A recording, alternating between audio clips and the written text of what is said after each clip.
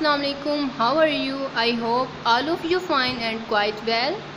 As you know, मैं आपका SST का समर पैक सॉल्व करवाती हूँ। आज भी मैं आपका SST का समर पैक सॉल्व करवाऊँगी ताकि आप अच्छे तरीके से उसको सॉल्व कर सकें, आपको उसकी आसानी से समझ आ जाए और कोई मिस्टेक ना हो आपसे। ठीक है, तो अपना SST का समर पैक ओपन करें।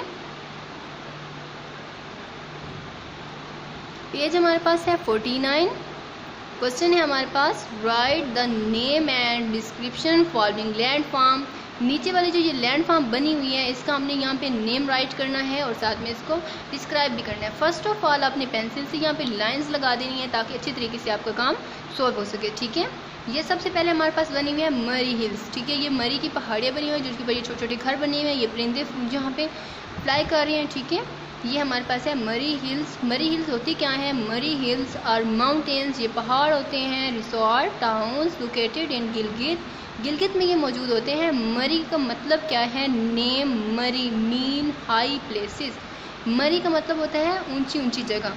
ठीक है, नेक्स्ट हमारे पास है डेजर्ट, ये बना हुआ है हमारे पास सहरा। कैक्टस, ये प्लांट कैक्टस उगा हुआ है यहाँ पे। ये सारी रेत है, यहाँ पे कोई पानी वगैरह नहीं होता, बहुत ज़्यादा गर्म इलाका होता है और बहुत ज़्यादा खुश्क इलाका होता है। ठीक है, तो ये हमारे पास है desert. Desert are barren places. Desert are very very dry. They can have less rainfall, यहाँ पे बहुत ज़्यादा कम बारिश आती है। ठीक है, तो आज हमने सिर्फ मरी और डेजर्ट के बारे में लिखना है। यहाँ पे मरी हिल्स जो होते हैं वो पहाड़ियाँ होती हैं ऊंची ऊंची, वहाँ पे प्यारे प्यारे घर बने होते हैं जो गिलगित में मौजूद है। और मरी का मतलब क्या है? मरी mean high places. High places होती हैं मरी में। उसके बाद है हमारे पास डेजर्ट। डेजर्ट क्या होते हैं? Desert are barren places. ये बैरन प्लेसेस होते हैं, बहुत ज़्यादा खुश्क इलाके होते हैं, बंजर होते हैं, यहाँ पे कोई फूल पौधे दरख्त वगैरह नहीं उगती, यहाँ पे सिर्फ ये कैक्टस ज़्यादातर मौजूद होती हैं। यहाँ पे सारी रेत होती है, खुश्क इलाका होता है बहुत ज़्यादा और बहुत से कम बारिश होती है यहाँ पे। ठीक है, और डेजर्ट आर वेरी ड्राई, ये बहुत ज़्यादा खुश्क होते हैं। दे कैन हैव लेस रेनफॉल, यहाँ पे बारिश बहुत ज़्यादा कम होती है। आई होप आपको मेरी बात की समझ आ गई होगी और आप अच्छी तरीके से इन दो को सॉल्व कर सकेंगे। ठीक है, थैंक यू, अल्लाह हाफिज़। डियर स्टूडेंट, अस्सलाम वालेकुम, how are you? I hope all of you fine and quite well. Dear student, आज मैं आपको SST का समर पैक सॉल्व करवाऊंगी। तकरीबन हमारा SST का समर पैक सॉल्व हो चुका है, बस थोड़ा सा काम बाकी रह गया है और मैं आपको आज SST का समर पैक सॉल्व करवाऊंगी ताकि आप अच्छे तरीके से समर पैक को सॉल्व कर सकें और अच्छी तरीके से उसको समझ सकें और आपको आसानी हो आपके काम करने में। So open your SST summer pack. हमारे पास पेज नंबर है 49। MCQs था हमारे पास, write the name and description following land farm.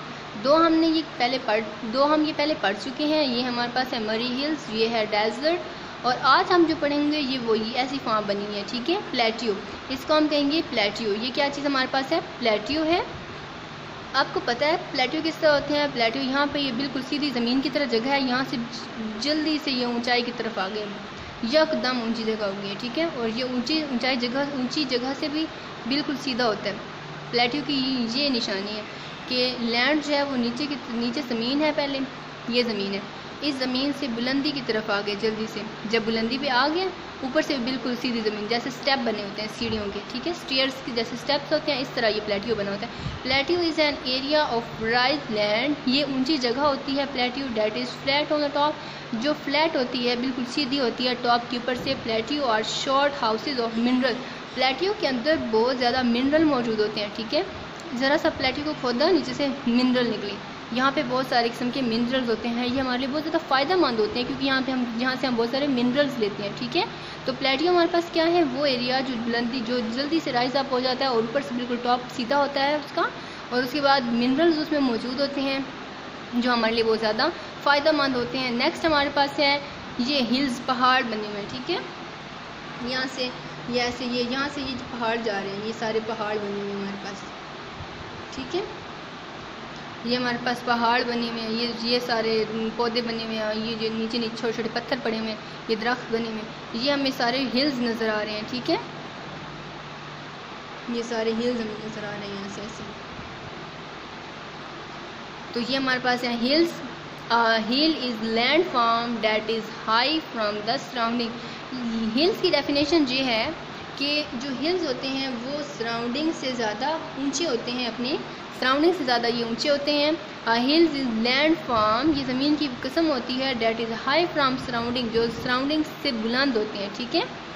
और नेक्स्ट हमारे पास है कोस्टल एरिया, ये हमारे पास है कोस्टल एरिया, ठीक है। ये दरमियान से एक सराउंडिंग बने हुआ है, ये सारा पानी है, ये हमारे पास सारा वाटर है, ये सारा वाटर है, यहाँ पे ये बाउंड्रीज की बनी हुई है, ये ज़मीन है, ठीक है।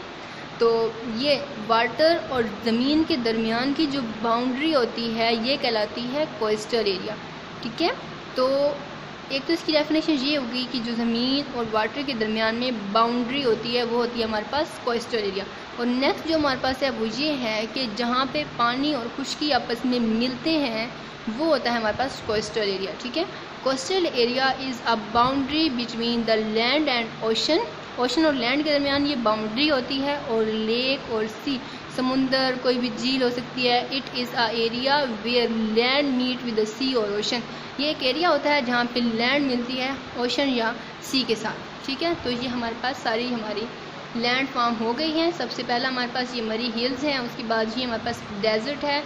डेजर्ट में बहुत ज़्यादा खुश्की होती है, ड्राइनेस होती है, वाटर की कमी होती है, इस वजह से ये ज़मीन बंजर हो जाती है, यहाँ पे कोई भी ज़रखेज़ कोई भी चीज़ पैदा नहीं होती, ज़मीन बिल्कुल ज़रखेज़ नहीं रहती।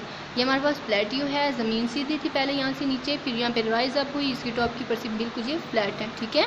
उसके बाद नेक्स्ट हमारे पास है हिल्स, ये हमारे पास हिल्स हैं, ठीक है। हिल्स जो होते हैं अपनी सराउंडिंग से ज़्यादा ऊंचे होते हैं, ये हमारे पास है कोस्टल एरिया, ठीक है। आई होप आपको मेरी बात की समझ आ गई होगी, आप अच्छी तरीके से अपना काम सॉल्व कर सकेंगे, ठीक है। Best of luck, thank you, अल्लाह हाफिज़।